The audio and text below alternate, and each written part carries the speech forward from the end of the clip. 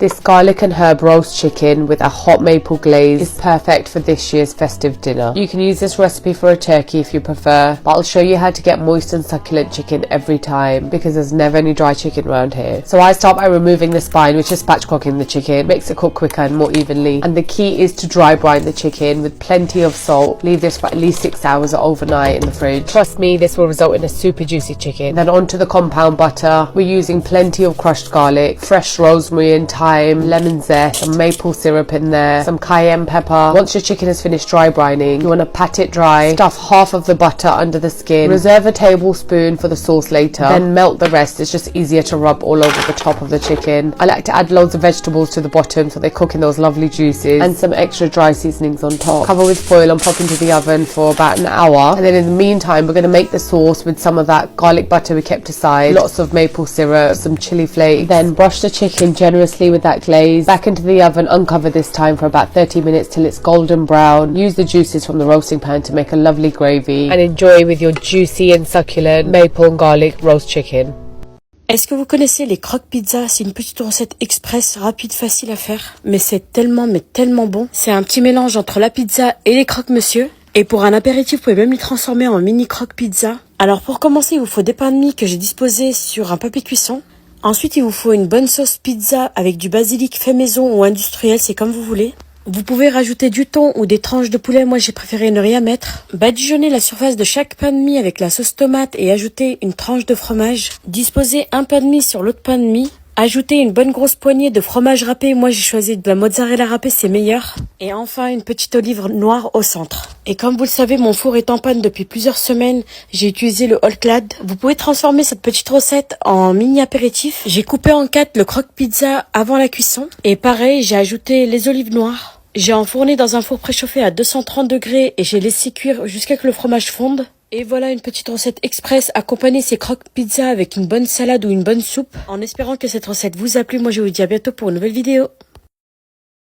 Si après cette recette de tchèp et que tu trouves un moyen de, de rater ton tchèp là, c'est que là, ma chérie ou mon coco, on ne peut rien pour toi, ton cas est désespéré. Je vous assure, cette recette, c'est la recette la mieux expliquée de tout Internet. C'est vraiment la quantité d'eau, tout est au gramme près, tout est bien mesuré. Et j'ai pris du temps à le faire, hein, donc là, pardonnez de liker.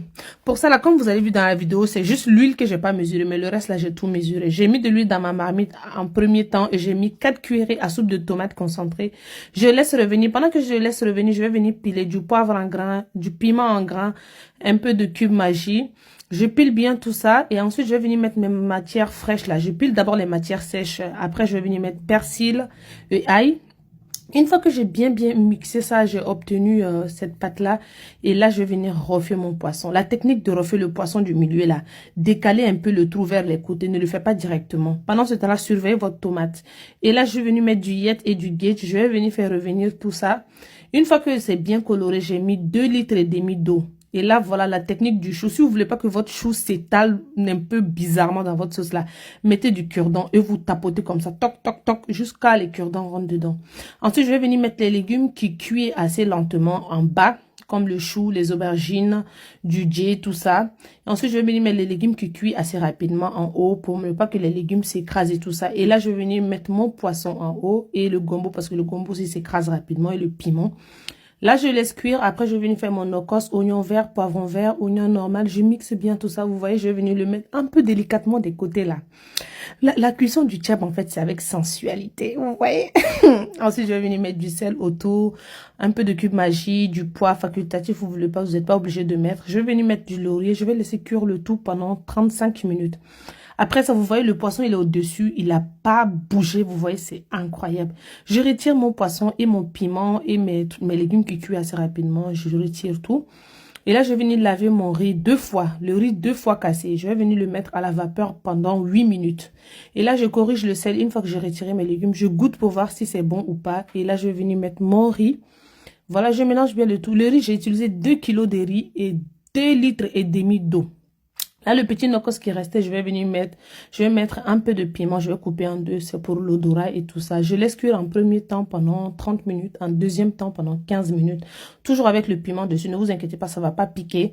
C'est juste pour que le tchèp soit bien parfumé. Et voilà, un bisou. Après avoir appris à préparer les œufs de cette manière, je n'ai plus jamais voulu les cuisiner autrement. Je commence ici dans ma poêle en ajoutant un peu d'huile d'olive. J'utilise de l'huile d'olive, mais vous pouvez la remplacer par du beurre ou de l'huile végétale. Cependant, l'huile d'olive fait une grande différence dans le goût. Maintenant, j'ajoute à l'huile 3 gousses d'ail finement hachées ainsi qu'un gros oignon coupé. Le type de découpe de l'oignon dépend de vos préférences. Cela peut être en dés, en lamelles ou comme vous le souhaitez. Je fais revenir l'oignon et l'ail jusqu'à ce qu'ils soient tendres et dégagent un arôme incroyable. Cette étape est essentielle pour le goût. J'ai bien fait revenir le tout et l'arôme de l'oignon et de l'ail est merveilleux. Cela met l'eau à la bouche. Maintenant, j'ajoute une tomate coupée et pour assaisonner, une cuillère à café de poivre noir qui est indispensable. J'ajoute également une demi-cuillère à café de piment rouge moulu, une cuillère à café d'origan et une cuillère à café de paprika doux. Pour terminer les assaisonnements, j'ajoute une pincée de sel ajustée selon les goûts de chacun. Je mélange tout très bien. La tomate commence à libérer son jus et à créer une sauce qui absorbera toutes les saveurs. J'augmente légèrement le feu pour que la tomate se dissolve et devienne une sauce épaisse et savoureuse. Regardez la couleur incroyable qu'elle a déjà. L'arôme est également irrésistible. Si vous n'avez jamais essayé des œufs préparés de cette manière, vous ne savez pas ce que vous manquez. C'est une explosion de saveurs. Après avoir bien fait revenir le tout, j'éteins le feu et je mets ce mélange de côté pendant que je prépare les œufs. Ici, j'ai 4 œufs déjà cuits. Je les coupe en deux et fais de même avec tous, en les coupant de manière uniforme. Je dispose tous les œufs coupés dans un bol.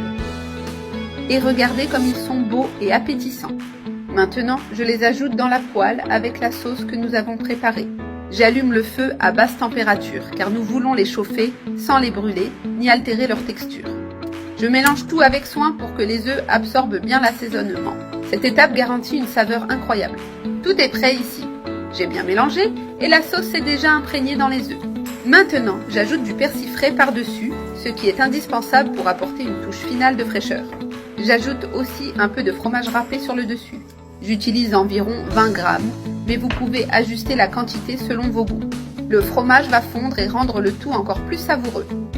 Je couvre la poêle et je laisse cuire quelques minutes pour que le fromage fonde complètement et que toutes les saveurs se mêlent. Tout est prêt. J'éteins le feu et regardez, le résultat est incroyable. Ces œufs assaisonnés sont à couper le souffle. Maintenant, je vais les servir. Avec soin, je dispose les œufs dans l'assiette pour montrer à quoi ils ressemblent. Voilà. Ces œufs sont parfaits pour le petit déjeuner, mais ils se marient également très bien avec du riz blanc moelleux pour le déjeuner. Ils sont tout simplement délicieux. Hier soir, pour le dîner, j'ai réalisé ces petits pains farcis à la viande hachée. Après la cuisson, ils étaient hyper moelleux et fondants en bouche. Non mais regardez-moi l'intérieur, comment ça donne envie. Je vous donne tout de suite la recette, vous allez voir, c'est pas compliqué. Dans un saladier, versez le lait tiède, voire un petit peu chaud. Ajoutez la levure sèche de boulanger, la farine, le sel et un œuf. Mettez bien les ingrédients dans cet ordre-là. Puis ajoutez du beurre mou, pétrissez la pâte pendant 10 minutes, puis couvrez-la et laissez-la poser pendant 1 heure, voire 1 heure et demie. Pendant ce temps-là, on va préparer la farce. Versez un filet d'huile de tournesol dans une poêle avec un oignon haché finement. Puis laissez cuire à feu doux. Ajoutez un demi-poivron rouge et vert haché finement et la viande hachée. La cuisson doit se faire à feu doux. Ajoutez le sel, le poivre noir, le curcuma, le ras el hanout et le paprika. Mélangez le tout, puis couvrez et laissez cuire pendant quelques minutes. N'éteignez pas le feu et ajoutez de la crème liquide et une poignée de fromage râpé. Mélangez et laissez cuire pendant quelques secondes et éteignez le feu, puis laissez refroidir. Une fois le temps écoulé, dégazez la pâte, puis réalisez 6 pâtons de pâte de part égale.